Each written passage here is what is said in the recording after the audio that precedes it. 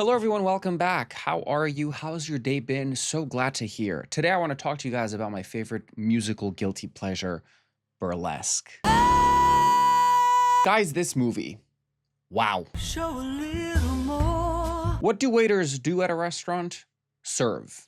Right. For those of you who don't know, Burlesque 2010 is a backstage musical starring Cher and Christina Aguilera, ex-Tina for the gays and the girls, and follows Allie, an aspiring singer who leaves her hometown for LA and ends up working at a struggling burlesque club owned by Tess.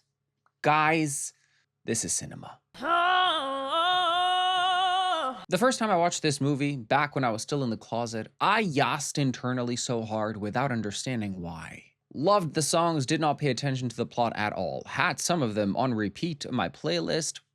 I do not play about my singing. Second time I watched it, I paid attention to the plot.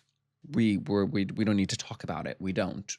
It's bad, guys. It's bad. Don't watch this movie for the plot. Watch it for the music, because the plot, someone tried and everyone failed. Third time I watched it, out of the closet, I yassed so intensely. Guys, there was a mini earthquake in my building. My mom was scared and she lives in a different country. Plot? Who fucking cares about the plot? This was Christina Aguilera's first leading role and Cher's first on-screen musical performance since 1967.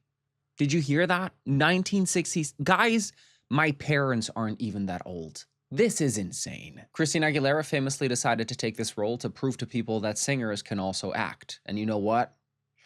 She sounds great.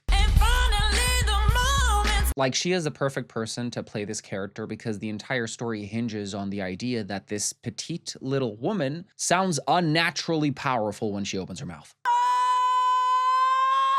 All the pipes on this woman. I do not know how she hasn't been kidnapped and studied by the government, because that's not normal. It can't be normal. Surely she's like a mutated person, like part of the future generation of humans that are slightly more advanced, you know? With pipes like that, I would never shut the fuck up, and I already don't. One of the more interesting aspects of this film is definitely the cinematography, where they made some similar choices to Scream 4, if you remember that. High contrast neon lighting, smooth sweeping camera movements, and hyper-saturated colors, all to amplify the stage experience. And the thing is, during the musical numbers, it fucking works. Everything sparkles more sparklier. The sheen is shining a lot shinier than it was before. Makes you feel like you're watching a fucking show, which you are, because every time she opens her mouth. Guys, what was that? I'm scared. The problem is, they maintain that filter for the rest of the film, and it's ugly to look at. Is this movie good? No. Did I love it? Yes. Do I recommend it? Abso-fucking-lutely. When someone asks what is a movie that is so bad that it's good, this is the perfect example. It's so bad that it makes a U-turn and returns to being good, and then it just stays at being great, and then it's fucking phenomenal. And again, I urge you to ignore the plot and look at the pretty dance numbers happening on screen and listen to that lady who is just... I really do believe that. Who made her that way? Who tested on her as a child? Her voice has been genetically enhanced. Can't tell me otherwise.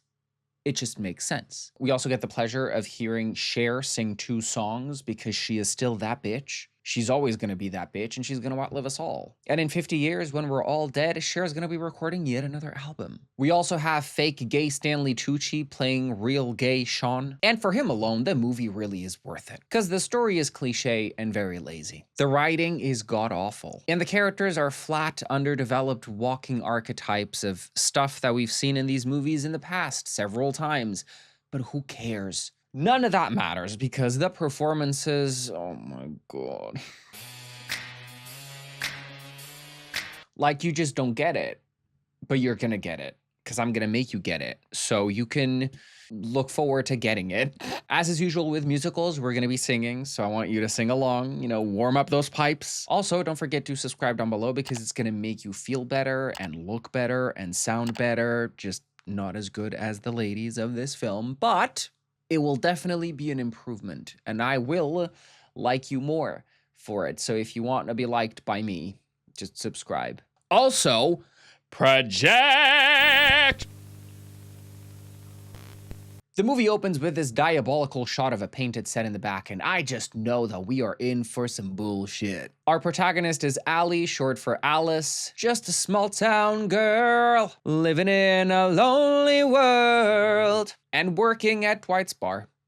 Yeah. Guys, she's in the middle of buttfuck nowhere, but she has dreams of moving to LA and becoming a singer. And she tells her coworker Loretta that as soon as she gets paid, she's gonna leave and never come back. Problem is, Dwight is a cheapskate, so he hasn't paid her. So she takes what he owes her from the register, gives some to Loretta so she can buy her son a bike, but Loretta gives it back. The bike can wait until Christmas. And it's teased that Dwight might come after her to get the money back, but he doesn't, and that never comes back. But Loretta leaves the room, and we have our first musical number.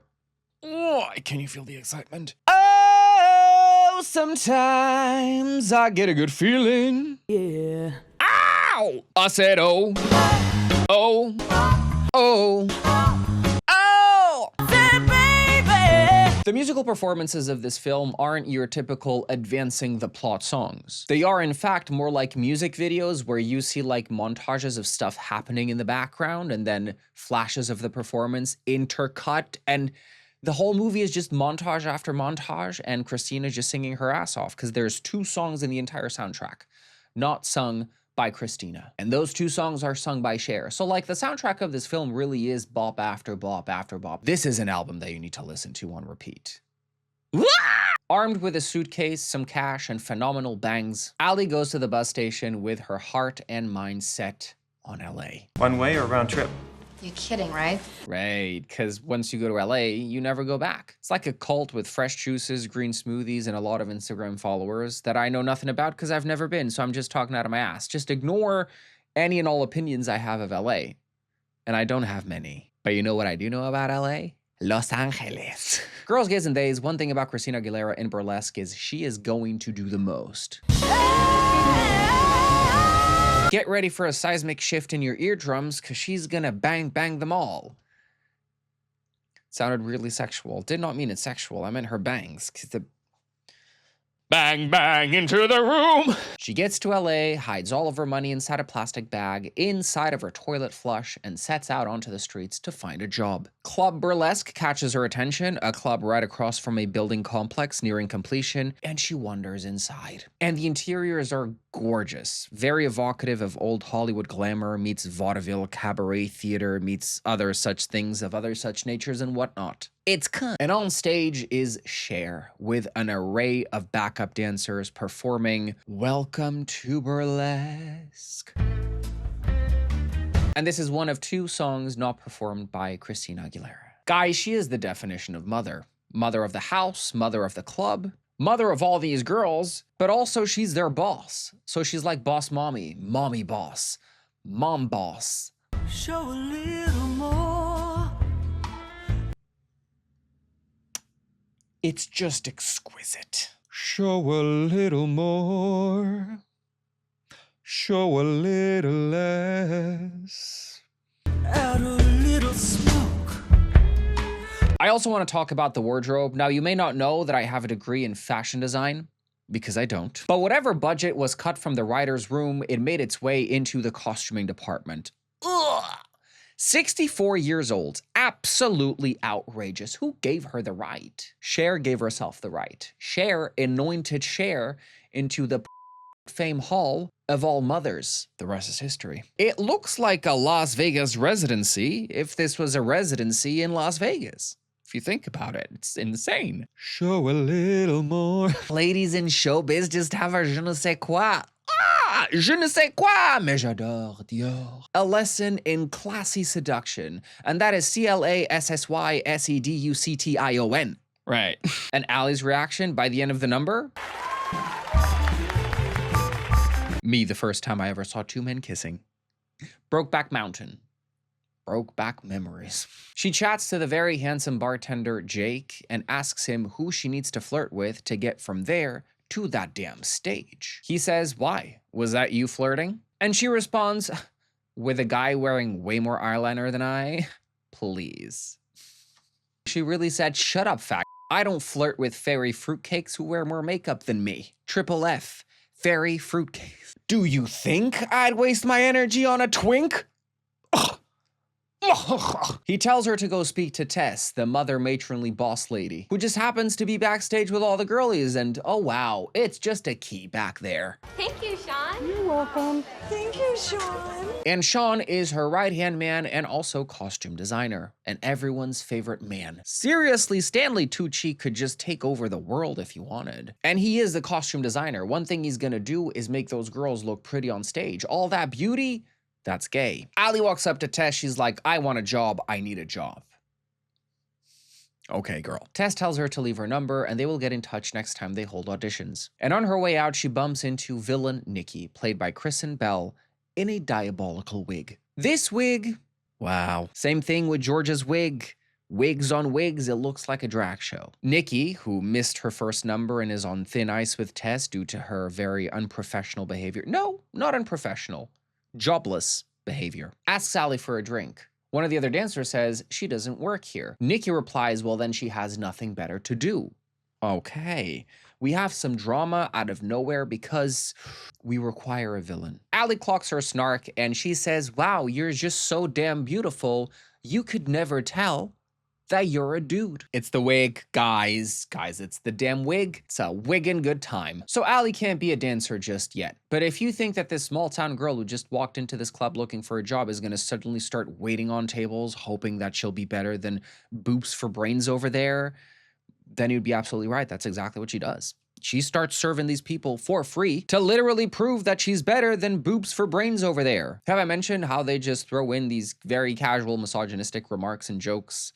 The 2010s, oh, what a time to be alive. Sucked for everyone but white men. When Tess finds out that Allie is volunteering servitude at her bar, she tells her to push up those boobs. You got him, use him. Push up those boobs, you got them, show them, work them. And that's how Allie, short for ex-Tina Aguilera, gets a job in LA. Ironically, that's how I almost got my first job in London. I also walked into a restaurant, asked them if they needed help, did a 4-hour trial, and then walked out. Took me 4 hours to realize abso-fucking-lutely not, but it works! Shocker, I know. And whilst she's serving for free, she meets real estate mogul parasite Marcus Gerber, played by the late Eric Dane. He's all charm with this new girl, and he's also a vulture. A vulture with no morals and no principles, a waste of oxygen. Send him away, please. As fate will have it, and because we need a conflict to drive the story in the direction of forward, the club is going through some strenuous financial circumstances of the lacking money nature. As a result, Vince, Tess's husband, is freaking the fuck out. He's seeing the business go under and all the money they invested into it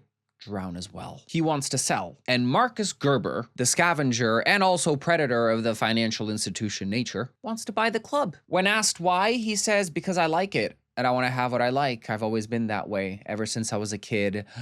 Oh, the entitlement. But Tess refuses to even acknowledge business matters during business hours because business hours are for performing. Men just wouldn't get it. Like, they just don't get it. One thing needed to address in this film, in this club, is that they lip sync to songs. All the performances lip synced, except for Tess, because she has such a beautiful, powerful voice, obviously, and she's also the mother of the house. She does whatever the fuck she wants, and we're here to say yes, mommy. So Nikki, the villain, is villaining on stage to Diamonds Are a Girl's Best Friend.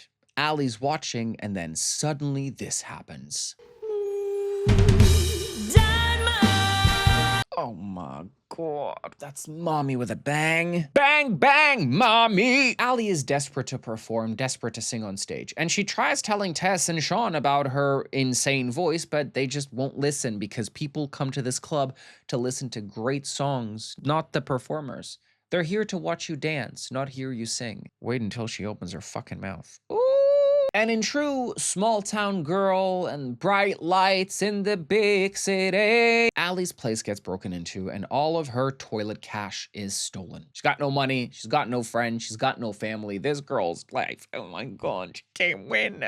She can't fucking win. It's a disaster for Aguilerians everywhere, and she goes to Jake's house because she has no one else to go to. And he comforts her and he lets her stay at his place until she can get her bearings and figure something out. Jake the bartender is also Jake the songwriter. So in the late evening, he is playing a little tune that he wrote, and I want you to listen, because that's gonna come back. Oh, it's gonna come back. It will be coming back, and it will be changing lives. Did it change my life? irrevocably. The day after, however, Ali gets a shocking reality check. Jake is straight. Even with all that eyeliner, Ali's learning that makeup is not just for the girls and the gays, it's for the men too. As long as it's branded like war paint for men, that's how they'll do it. Worse than that, however, he has a fiance, an actress who's currently in New York City doing a play. And that sends shivers down her spine. What do you mean you have a fiance? You're a man in a relationship. Why are you speaking to another woman? I had no idea. I am so sorry. I need to go. Remember, she's a small town girl living in a lonely world. She's not used to men and women having friendships. She said men only if they're fruity fruitcakes. And just like that, she decides to leave and walk straight into one of those rare flood days in LA. It is pissing down. I don't know how she opened that door, looked at the rain, and thought, yeah, I'm just gonna wait next to the road for a taxi to drive by randomly in this random ass fucking street. And Jake has to go outside and bring her back in and convince her to stay at his until she can find a place to stay. This girl, she's a disaster. And around this time, Georgia, one of the club's dancers, finds out she's pregnant. But with a baby comes the very imminent end of her dancing career for the foreseeable future, so Tess has no choice but to hold auditions. That was great. What happened to all the great dancers in LA? Unfortunately, all the great dancers are on Dancing with the Stars, and every girl auditioning for this role is a fucking disaster. And then a wild creature appears on stage. It's Ali.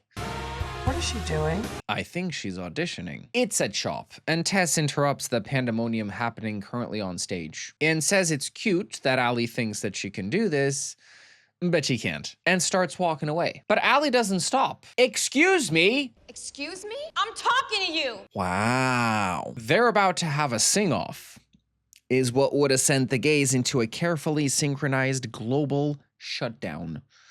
They don't. Instead, Ali says she knows every single routine of the show. What do you want to see? You know every single routine of the show? I know every single routine of the show. Which one do you want to see? Wagon Wheel Watusi. www.whatthefuckisshedoingonthatstage.com. She's just whacking the air furiously.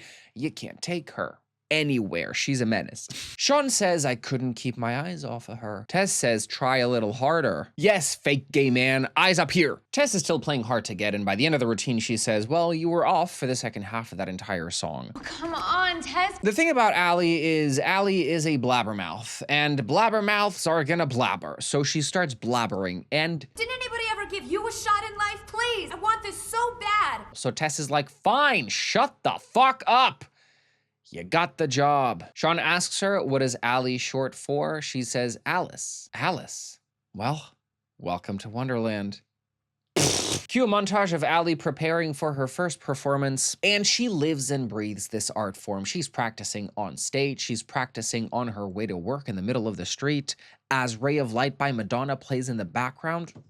Are you kidding me? Are you fucking kidding me? And if you close your eyes hard enough, you can hear hordes of gays and girls spontaneously combusting in the background. They're doing it. Ali finally makes her debut on stage in this blue number, and we're not going to talk about it. She doesn't sing, who cares? She has a sweet moment backstage with Tess. Finds out that Ali's mom died when she was 7, and gives her some words of encouragement and a perfect red lip. Ugh. And you may not know that I have very extensive knowledge of makeup and cosmetics, because I don't. But that red lip, yes. Some time passes and Ali continues crashing on Jake's couch. But he's had it with her underwear hung up in the bathroom, which brings me to someone should tell Ali how to do her laundry. Because although Jake likes Ali, he doesn't like her this much. So he tells her forcefully that she should really get to looking for a place to stay. And then his fiance calls, and after a short conversation on the phone, he returns to the living room with a tail between his legs. Turns out his fiance's play got extended and she's staying in New York for an additional 3 months. That's an additional 3 months of paying rent and paying bills and utilities and all of that. So now, 3 minutes after he was screaming at this girl to get out of his fucking house, he's asking her to stay and chip in with rent so he doesn't have to go broke. But the fact that she was crashing at his place for an undetermined amount of time and she still wasn't helping at all, girl, you were asking for it, come on. Also, the fact that he can afford this big-ass house on his own on a bartender salary, oh, I love movie logic. Because you can't build a love story in a one-bedroom apartment the size of a shoebox. which is where he would be living if this was real life. So Adele's turning tables are on, and Allie now finds herself with some leverage. Wait a minute, you need me more than I need you, which is arguable. And she negotiates her way into keeping his bedroom and sending him into the living room. Oh, Allie, you will never not be famous. Back at the club, and the financial situation remains earthquakey, shaky. Vincent even storms off, saying that Tess's dream is killing him. And to make matters worse, after a few instances of absolute unprofessional behavior, Tess benches Nikki. And in front of the entire cast, she gives Nikki's role to Allie. Nikki is furious and decides to sabotage the new girl. So during their performance to Tough Lover, when Allie's turn to lip sync comes, Nikki unplugs the sound system. The room goes quiet. Allie looks up, shielding her eyes from the lights. The fact she's on that stage. Hello? What happened? Backstage, Sean says, pull the curtain down. It's a disaster. But then, against all odds and after a very long, uncomfortable amount of silence, Allie starts singing. Guys, what the fuck was that? Where is that coming from? Hello? Huh? Oh my God. She starts singing. Tess is like, hold the curtain, lift it up. And she lets her sing the whole damn fucking song. And she starts doing a whole new choreography. Everyone just picks it up. And even though everybody lip syncs every night, they have a band just ready to go at a moment's notice. Tough Lover. Woo! This is insane. And it is. If you really think about it, she should be studied for her voice. Like, I want to know how she goes from her speaking voice to her singing voice without robotic alterations. Explain yourself, Christina. Christina, please. How does that come out of her? I don't know, but Gay Nation is winning today. And guess what? After this generational serve, Tess decides to scrap the entire show and build a new one all around Allie. Oh, she's gonna fucking sing. Nikki's all snarky like, they don't come here to hear us sing. That's what you said. They'll come to hear her sing. Mind your business, Nikki. We know you can sing and all that. Do you want to build this now? Don't matter. Here, you're nothing. Allie ate that performance, and Nikki, como se dice, ate shit. Sean then looks at Allie and thinks, a blonde bob. Allie's like, no, I'm not cutting my hair. Who said anything about you cutting your hair? You can wear a wig. I'm wearing one right now. Me too. This is a wig. Don't believe me? Good, because I was lying. It's not a wig, it's my hair. Leave me alone. We jump straight into her next performance. Where have I been all my life? She performs But I'm a Good Girl. The dress is Chanel, the shoes YSL, the bag is Dior, agent provocateur. And it's catastrophically cunt. LA, by the way.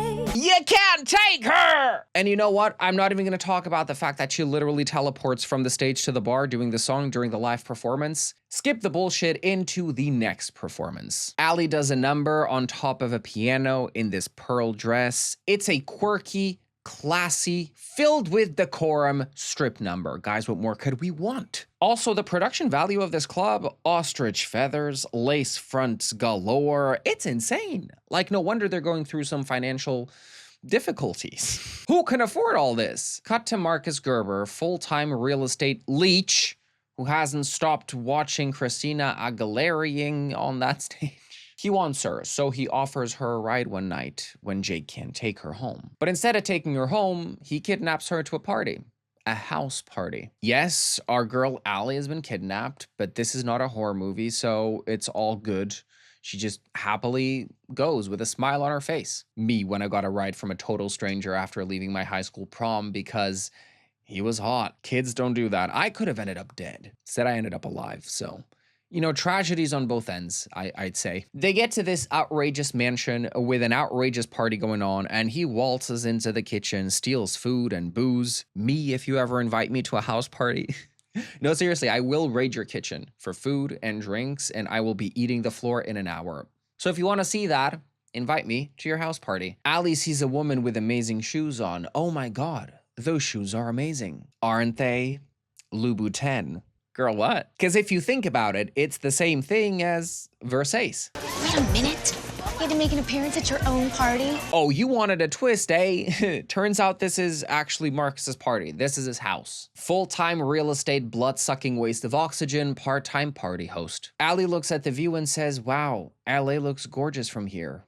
And it's this fuck-ass view. I wonder what it's like to be so deprived of nature and life that you look at this and say, wow, that's an amazing view. Girl, of what? The dark sky?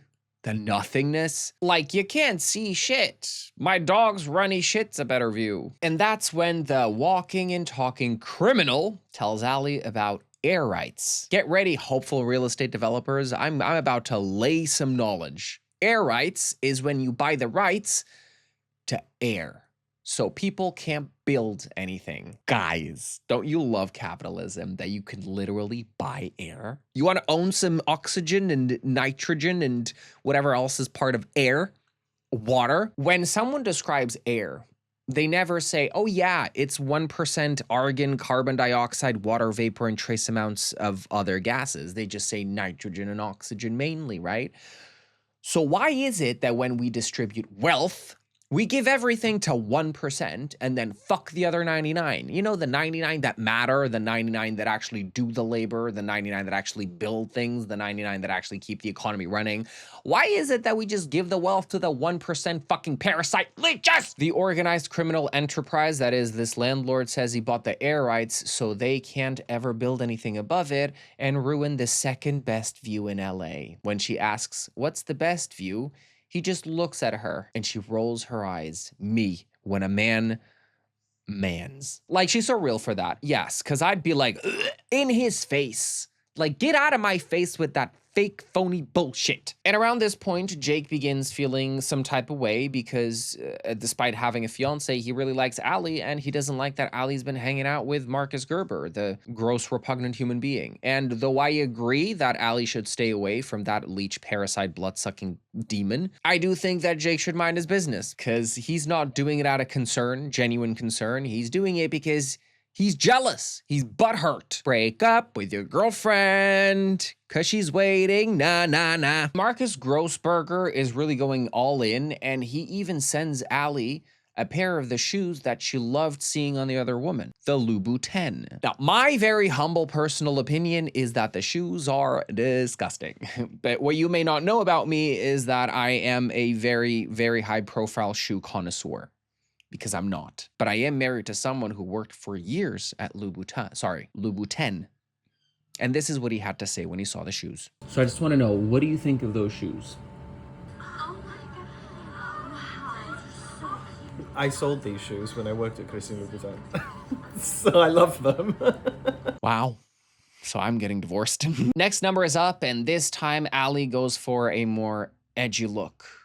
A bedazzled hat. She performs Express, and this is insane. They've got giant movie props. They got dancers coming out of mirrorless mirrors. Who pays for all of this? I'll tell you who pays for this. The human sacrifice is happening behind closed doors. Yeah, they seduce men looking for a quick fun night, then tie them up, let them marinate in solitude for 3 days before gutting them. I'd explain the rest, but you wouldn't get it.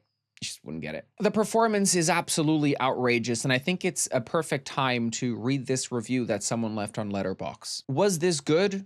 Absolutely not. 5 stars. Christina Aguilera undefeated in the country cinematic showdown that is Burlesque. With no microphone. Her pipes are simply unmatched. Legend has it that she was kidnapped as a little girl by aliens, experimented on, and given unnatural super lung powers with a maximalist throat that amplifies the pussification of every song. She is M.O.T. her. She's so good, she makes the paper. Marcus, the parasitic force hovering around this club, introduces Allie to someone who worked with Etta James, and later Tess warns her against him, tells her to be careful. And this is all part of that plot that this movie has that really, who cares? Next performance. Because up until this point, Christina has been stealing the spotlight at every opportunity, but we still have another phenomenal performer in the cast. It's time for her to share her voice with us.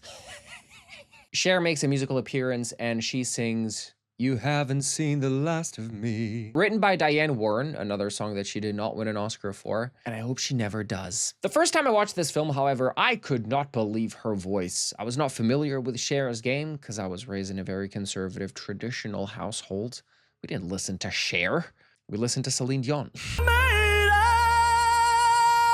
And when I heard this song, I yassed so hard, I became gay. Yeah, that's how it happened to me. Tell me your story of how you became gay in the comments down below. It's not the end. And a nice evening is quickly ruined by a drunk Nikki who shows up indignified. I don't even know if that's a word, but she's pissed that Allie, a girl from buttfuck nowhere, just shows up and suddenly takes over the entire show. I will not be upstaged by some slut with mutant lungs. But Tess is the busiest woman in the small burlesque industry, and she has no time for this, and she sends her away. So Nikki vengefully says, I slept with Vince the night after your honeymoon. Excuse the fuck out of me. What did you just say? So Tess grabs a tool, a wrench, and smashes her car window. Next time, watch what you say. Talk shit, get hit. Mommy, well done. Back to Allie and Jake, the most insipid, uninteresting love story ever concocted. Oh my God, they were really struggling in that writer's room. They were like, how can we make this? And then I don't know what they wanted to make out of it because it just sucks. It sucks. But there's escalating tensions. He keeps slut-shaming her whenever she goes on dates with Marcus Gerber, the gross parasite that no one should ever pay attention to anyway. And it all comes to a halt at Georgia's wedding. Remember Georgia, the pregnant gal? Yeah, she got engaged and now she's getting married. And during the celebrations, Jake speaks to his fiance on the phone. Her play gets extended again, and he's had it. He's had enough. He's like, you know what? Good luck to you. Fuck off. And then he goes back to the party and tells Allie that he's just broken up with his girlfriend. Natalie no more. Say no more. They start drinking, they start dancing together because they both went to this wedding without a date. And you know where this is going, obviously. They go home, they're drunk, they're flirting. A very awkward 2010s flirting, like he keeps coming in and out of his bedroom with less and less clothing on until he's butt naked, asking if she wants a cookie, whilst hiding his penis with a cookie box. And she's all hee hee ha ha, because it's all hee hee ha ha funny. And the night culminates with them finally sleeping together. And then the pièce de résistance of this entire film, really. Another montage of time passing and Allie and Jake bonding, but this time Allie sings an original, Bound to You. I want to bring you back to earlier in the video when I said this tune that he's playing right now on the piano, this late evening speaking to her, it's gonna come back, and it did, and it has, and we're here. Guys, this performance, don't talk to me. You just don't get it. This is hands down her tour de force. It's a pared back number, only her and Light on that stage, just like mesmerizing. She really ate this up. The acting, the movements, the voice, the song. What a fucking serve. If you weren't gay before, you're gay now. You're welcome. Well, fuck me in the sideways, because suddenly his fiance shows up, played by Diana Agron, who you may know as Quinn Fabray from Glee, but they didn't hire her to sing in this, because, you know, but she shows up and she's indignified. She's like, do you think you break up with a woman like me over the phone? And Jake, oh, Jake, he kicks Allie out, kicks her out. He asks her to leave. The current girlfriend. So Allie goes to Sean's house, and it's not important. I just wanted to highlight that Sean slept with this really hot DJ. He's so cute. He's learning to love again. Allie then goes to the house of the gutter-feeding monster, Morgan. Is his name Morgan? I don't give a fuck. Allie notices some plans that the crypt keeper has in his living room to turn the club into something dumb like a high-rise block of apartments or some stupid shit like that. Gonna quote the best movie ever made once again.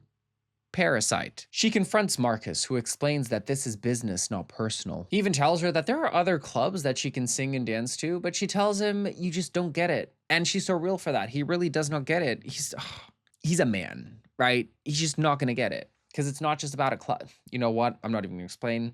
I shouldn't have to. She walks out because that doesn't make him a bad guy. It just makes him the wrong guy. Adios, Marcus Grossman Burger. Meanwhile, okay, Tess has gone to every bank in the city looking for a loan, but everyone is closing the door on her. But she has some fight in her, and she proves to Sean that she has some fight in her by saying that she will never sell the club. Ever! Problem is, she has 2 days left before they take away her business. Well, Ali storms into the room to tell them the plans that Nosferatu has for the club. And she really has to push it with Tess because Tess once again walks away. She loves to walk away from people trying to tell her important information. Do you ever listen to anything other than the sound of your own voice? And then she tells her about air rights. Remember air rights when I told you earlier that you can buy air? So they approach the owner of the high-rise building that is across from the club, you know, the one that is still being built but is going to go on sale soon. And they tell him about Marcus's plans of building another high-rise right across from it. A high-rise that will block the views from the existing high-rise. So it's like, who gets the best view? In the end, this random guy, buys the air rights and I guess gives Tess money because she buys out Vince, gives him $500,000. She gets to be her own boss, the true mother boss burlesque in town. Nikki returns regretful over her comments. Turns out she didn't sleep with Vince. She just wanted to be hurtful and all is forgiven. Jake approaches Ali and explains to her that it's all over. He's sorry for how things ended and she forgives him. It's all good and well and done and fresh and cool. It's a romantic love story between the two when half of the runtime between them two was Jake slut-shaming her. And to wrap up this gorgeous picture, of course, another musical number. This time, Show Me How You Burlesque. And oh my God, guys, Christina really went all the way. Like she said, you wanted some X-Tina? Let me give you some triple X, some triple T, some triple I, some triple N, some triple A. She maxed out her Aguilerianisms, right? You know, when she it's insane. She maxed out. She got that card out town and said, mother of the house. None of that makes sense. But you know what? Ow! You can't take her. You can't take her. Guys, her lungs are working harder than all the Swifties trying to defend Taylor's wedding. Rumor has it no one in that room could breathe because she was using up all the air, transforming it into... Well, yeah. And the production value. Why do we have Burlesque, giant letters? They're moving, they can dance on top of them, next to them, they got lights. Who's paying all these dancers? Where did they? I don't care. It's so cunt. See you next Tuesday. Yes! And that's Burlesque, the story of a small town girl with genetically altered, superpowered mutant lungs who moves to LA, learns about air rights, and saves Cher from bankruptcy. And honestly, what more could you possibly want? What, a good script? Pfft, who needs a good script when you got this? Wow!